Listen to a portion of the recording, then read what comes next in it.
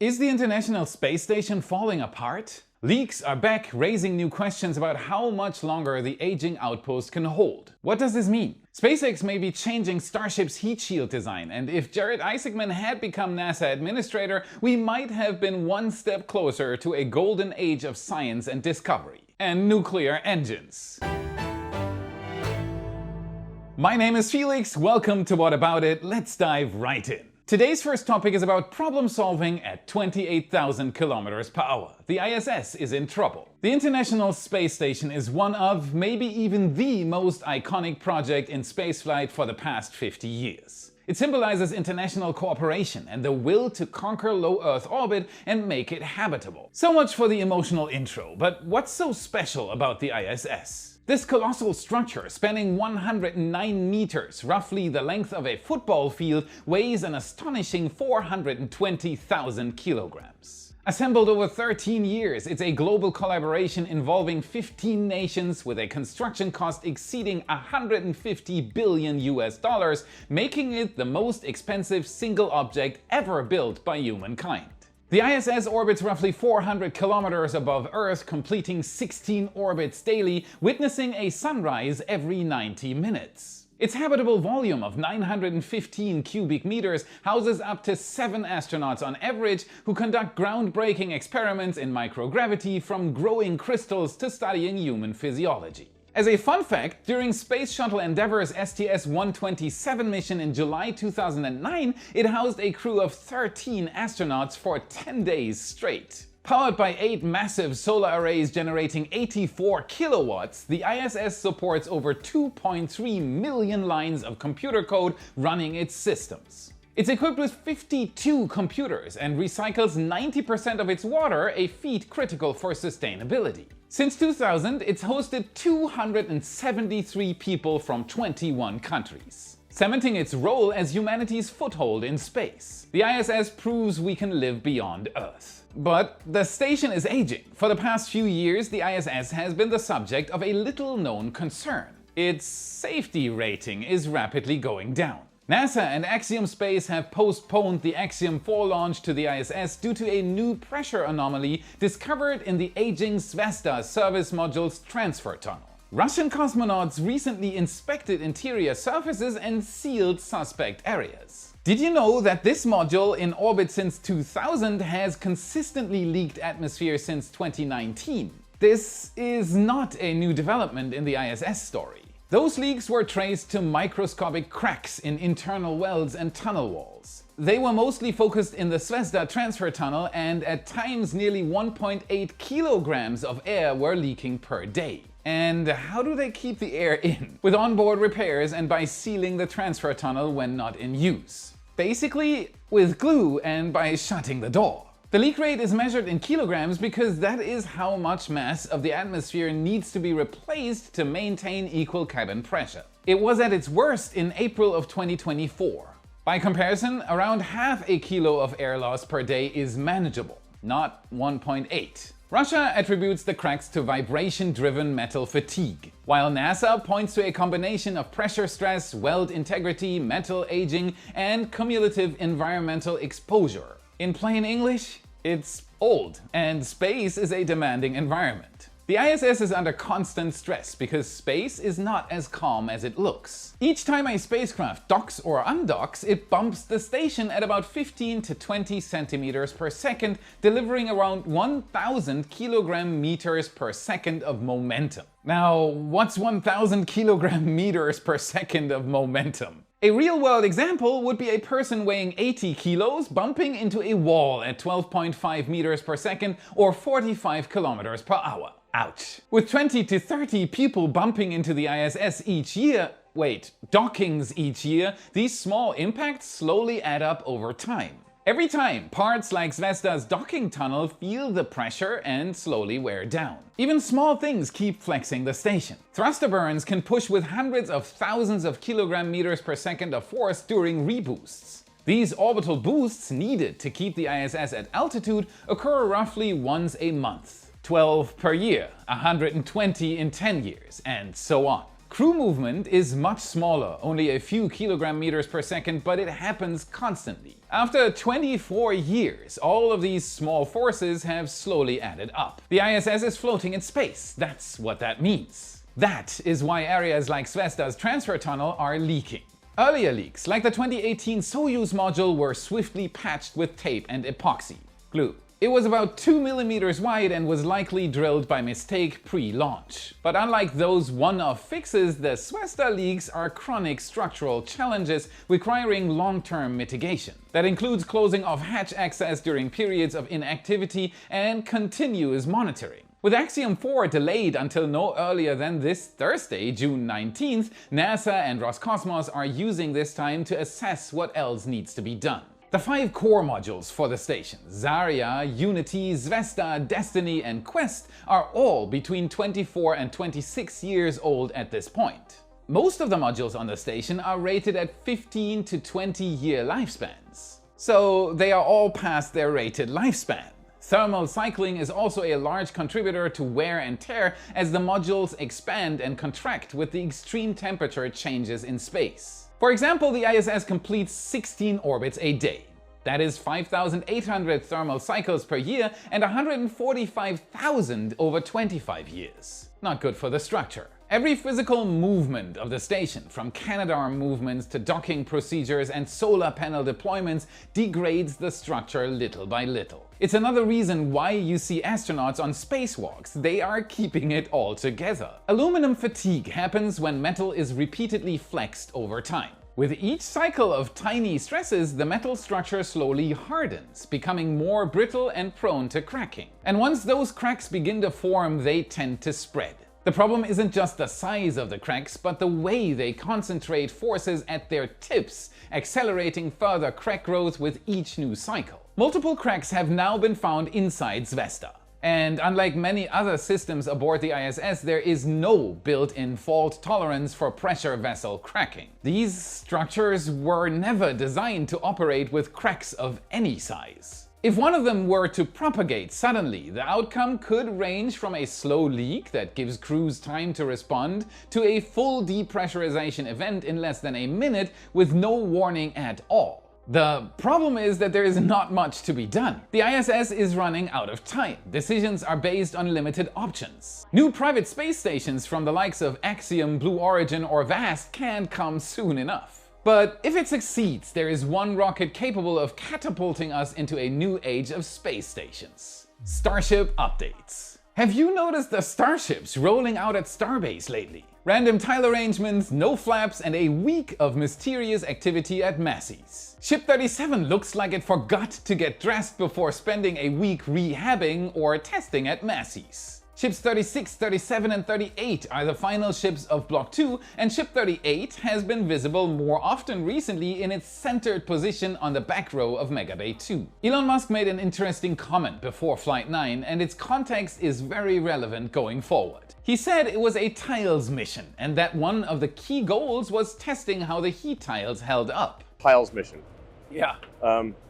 What's all about the tiles? While Flight 9 did get more data for this than its predecessors, a full re-entry profile would obviously be the best case scenario for Flight 10. SpaceX has changed how it deals with the small gaps between heat shield tiles. In the past, like on the space shuttle, workers had to carefully fill those gaps by hand using heat-resistant felt or special silicone. Starting with Ship 36, they switched to a smarter system. A heat-resistant felt layer is pre-cut into hexagons that match the tile layout. As each tile is placed, the felt folds into the gaps, sealing them automatically. You can spot this on ships 36, 37 and 38 as a light grid between the black tiles. It's faster, cleaner, and helps block superhot plasma during re-entry. All of this moves SpaceX another step closer to Musk's long-term goal of building a heat shield that can survive many flights without major refurbishment. At the Sanchez construction site, we're seeing new things get built that will construct future Block 3 hardware. The next generation booster transport stand doesn't have its clamp arms installed and is likely waiting for Block 3 interface hardware. When it is finished and moved to Mega Bay 1, a Block 3 booster move is probably close. We've also recently seen a nearly complete work stand for the facility appear nearby, which may soon handle dome or barrel section weld operations for future vehicles. SpaceX is preparing the next generation prototype, Block 3. Much of the previous prototype infrastructure has already been retired. At the booster quick disconnect assembly zone, 2 additional hold-down arms have been delivered, which may serve as spares or future installs for upcoming orbital mounts. Another reason for the extra parts could be that 2 of these clamp arms were damaged during the lift operation of the launch table. Around the area where they construct the ship quick disconnect arm, additional hardware is being staged. Most of the fluid piping has not yet been installed. Overall, the quick disconnect setup for Pad 2 is one of the largest remaining areas for the installation. We watched the orbital launch mount get put together for months at Sanchez before ultimately rolling out and being integrated. The last remaining Block 2 Starships are being finished inside Megabay 2. Ship 37 is now waiting on aft flap installation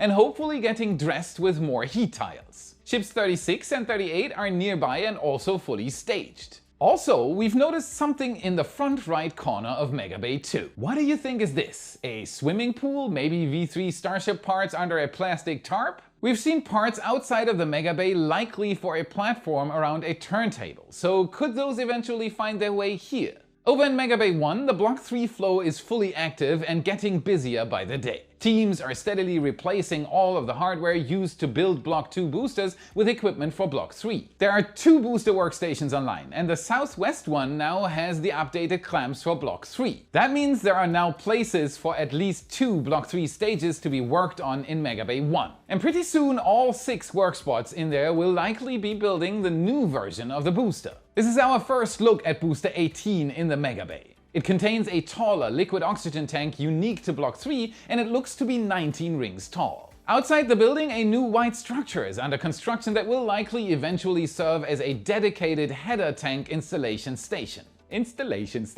Directly behind Star Factory, a new structure is rising that may soon replace Tent 4 as the dedicated tile facility. This is where SpaceX handles all of the ceramic heat shield tiles, including both the standard black hexagonal tiles and the other uniquely shaped ones used around the flaps and attachment points. Now they are also developing an actively cooled version of the tiles designed to handle even higher heat loads by circulating coolant under the surface. At the Pad 2 launch mount, crews disconnected the crane from the booster quick disconnect arm, and the methane quick disconnect brackets seem fully welded into position. Each step gives us more clarity on what the final quick disconnect configuration will look like. And it'll look very different. This is some of the most interesting work on Pad 2 as it branches out the most from Pad 1. Before we continue, here's something you can do to help ensure that we can keep reporting these things. Hit the subscribe button to stay informed, like this video if it brought you value, and become a wise supporter for extra content. Secure your access to up to 7 picture galleries per week, satellite, helicopter and ground photos, and 3D animations, chat with me and gain more insights on the topic you love. The entire team is waiting for you, you rock! Back to Block 3 boosters. They'll have 2 quick disconnect pumps, one for the methane connection and one for liquid oxygen. They do this to accelerate the fueling process even further. Faster refueling means less propellant loss due to heating while the rocket sits on the pad. And in the end, it will also mean a faster launch cadence is possible. Each new bracket helps reveal the final design. We're also seeing what appear to be pieces of the booster quick disconnect apparatus on site at the launch mount. Hopefully we'll see booster hardware soon to confirm this. Inside the flame trench, steel plates are now being installed along both ramps to protect the underlying plumbing from the launch flames. The tower base is also looking quite spiffy with newly applied white paint. There's been noticeably more protective cladding attached along the tower-facing mount interface to shield it from debris. Pad 2 will be like a fortress against the flames compared to Pad 1, where every launch means a complete roast of the pad and all its delicate parts. Do you want to see amazingly cool things like this from the air with your own eyes? Check out redlineheli.com/Felix for a once-in-a-lifetime experience and $25 off flying in a helicopter above Starbase. The Redline helicopter team is waiting for you. They'll show you the same views our photographer gets on his Starbase flights. Give it a try.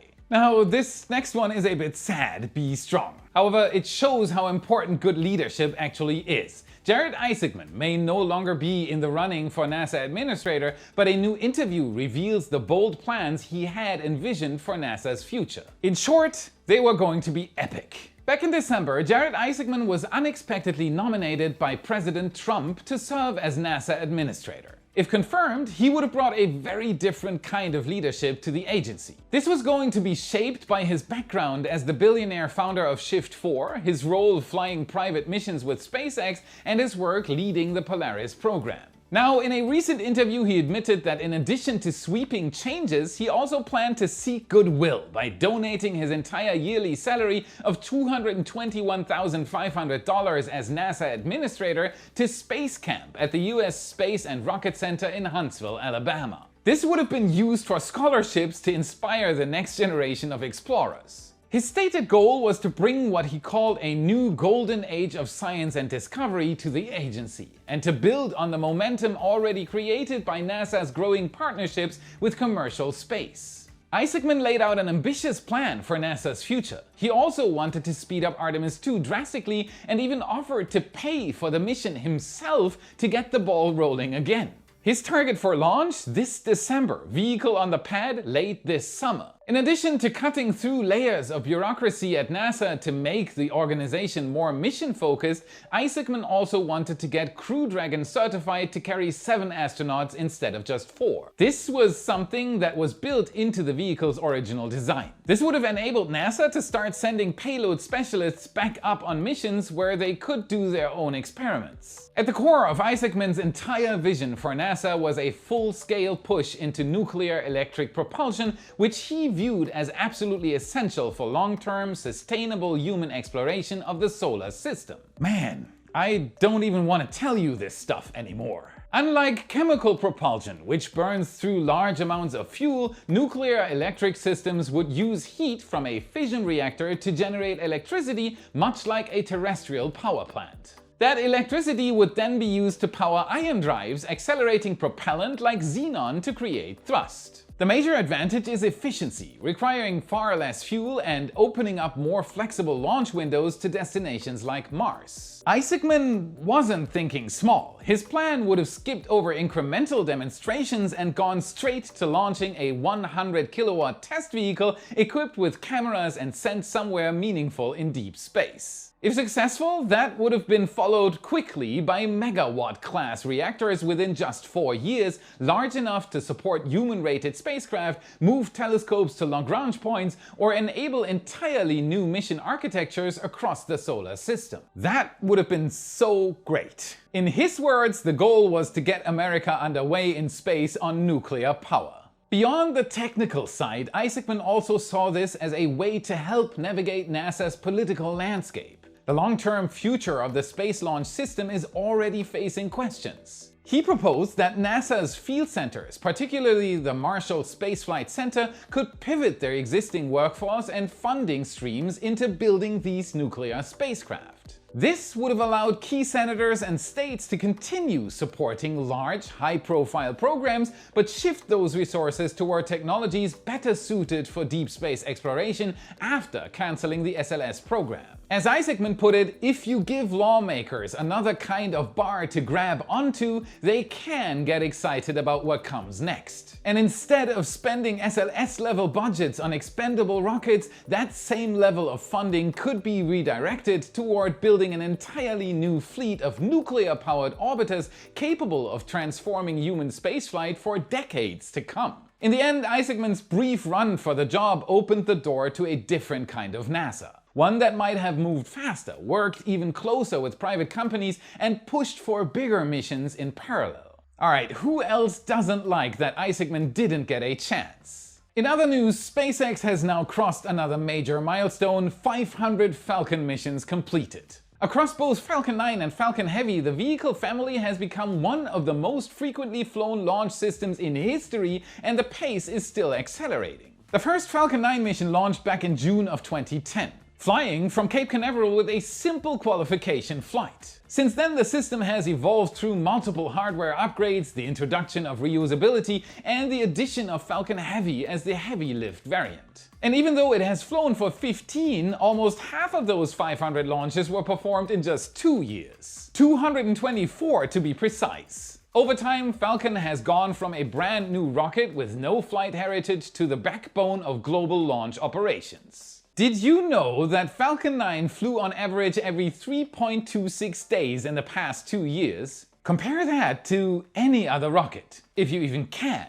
What makes that 500 flight milestone especially notable is how dramatically the economics of launch have changed along the way. The overwhelming majority of these missions have used previously flown boosters, some of which have now reached flight counts in the high 20s. At the same time, Falcon 9 has become NASA's primary workhorse for crew and cargo flights to the International Space Station, while also flying for national security customers, private crewed missions, and deep space science probes. Falcon 9 has also been the platform driving development of the Starlink constellation, which now accounts for a significant share of global broadband coverage in low Earth orbit. Will we ever see the 1000th Falcon mission, or will Starship take over before then? Let me know what you think below. But now, with the role once again unfilled, NASA stays locked in familiar debates over budgets, schedules, and how far to lean on the growing power of commercial space. That's it for today. Before watching the bloopers, remember to smash the like button. Subscribe for more. This is what fuels the algorithm. This is how you can help us for free. Check out our epic shirts in your favorite Space Nerd store. A new Raptor design and our Flight 9 shirt are both up. Link is in the description and in the card you should see now. And if you want to learn more, watch this video next to continue your journey. Thank you very much for watching, and I'll see you again in the next episode. Nuclear engines! Now accounts for a very slow scrolling script. Chorus for crew and crew. The ISS is in the... Nah, yes.